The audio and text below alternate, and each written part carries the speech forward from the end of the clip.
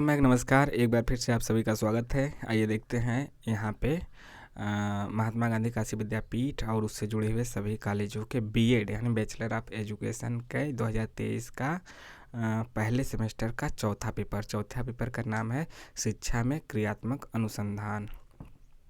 शिक्षा में क्रियात्मक अनुसंधान, अंग्रेजी में एक्शन रिसर्च इन स्कूल। देखिए यह पेपर आपका 3 घंटे का है, लेकिन 50 नंबर का है यार। 2 घंटा का होना चाहिए, लेकिन यहाँ पे लिखा है तो मान लेते हैं 3 घंटे का है और आपका 50 नंबर का है। इसमें से 18 नंबर पासिंग अनिवार्य है। इसमें भी आपका खंड अ और खंड ब यानी सेक्शन ए और सेक्शन बी 2 खंडों में है। और सेक्शन ए में आपका 2 लघु उत्तरीय है, उसमें 200 शब्दों में करना है, 1 से 2 पेज, 200 शब्दों का मतलब, और 500 शब्दों का मतलब कि दीर्घ उत्तरीय प्रश्न आपको 500 शब्दों में करना है, यानी कि 4 से 5 पेज में करना है। ठीक, इतना ध्यान रख लिया।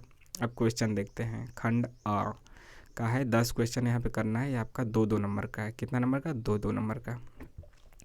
पहला क्वेश्चन ABCD करके दिया है, तो पहले का ये देखते हैं। लघु उत्तरीय सब है। क्रियात्मक शोध की विशेषताएं बताइए। क्रियात्मक शोध की विशेषता क्या है? Characteristics of action research. मौलिक शोध की संकल्पना यानी कि कंसेप्ट ऑफ फंडामेंटल रिसर्च। इसके बाद सी पे है क्रियात्मक अनुसंधान में शिक्षक की भूमिका क्या है, यानी कि role of teachers in action research. D में है क्रियात्मक शोध समस्या की प्रकृति लिखिए, nature of action research problem.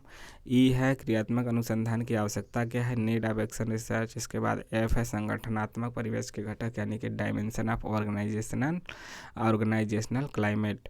इसके बाद जी है क्रियात्मक परिकल्पना की विशेषता बताइए, कैरेक्टरिस्टिक ऑफ एक्शन हाइपोथेसिस। इसके बाद व्यवहारिक शोध की प्रकृति क्या है, नेचर ऑफ अप्लाइड रिसर्च क्या है, अप्लाइड रिसर्च। हिंदी में ना समझ में आए तो अंग्रेजी देखिए, अंग्रेजी में ना समझ में आए तो हिंदी देखिए। HEGHI आई है वैज्ञानिक विधि की प्रक्रिया क्या है, यानी कि प्रोसीड्यूर ऑफ साइंटिफिक मेथड या क्या है।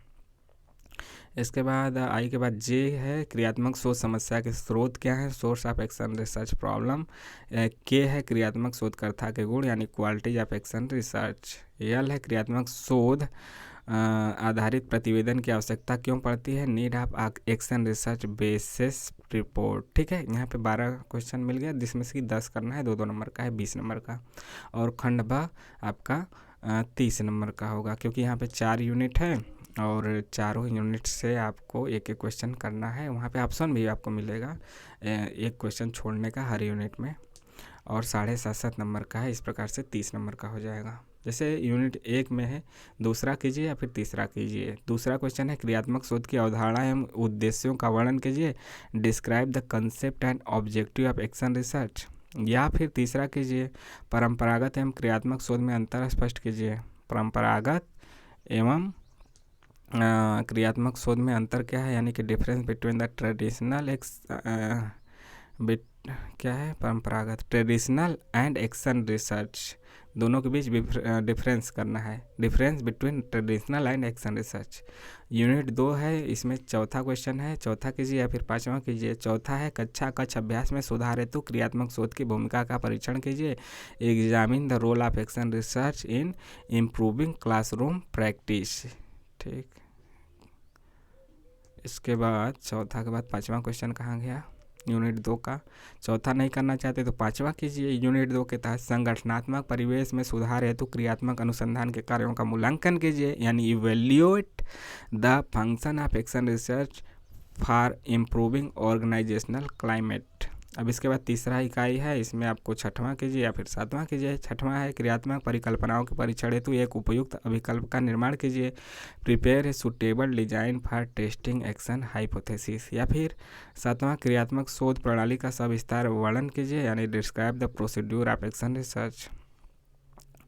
इसके बाद आपका ठीक है 6वां 7वां आपने देख लिया, क्रियात्मक परिकल्पना वाला और फिर क्रियात्मक शोध वाला। फिर 8वां क्वेश्चन है चौथे यूनिट में, इसमें क्या है, विद्यालय समस्या पर आधारित एक क्रियात्मक शोध परियोजना का आपको निर्माण करना है।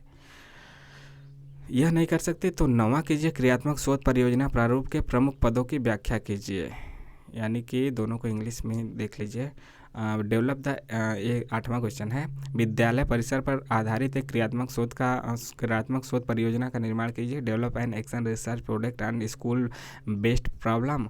9वां है, क्रियात्मक शोध परियोजना प्रारूप के प्रमुख पदों की व्याख्या कीजिए। Explain the major component of action research project format. ठीक है, दोनों मिलता जुलता ही क्वेश्चन है, इसीलिए तो दिया है कि वह कीजिए या फिर यह कीजिए।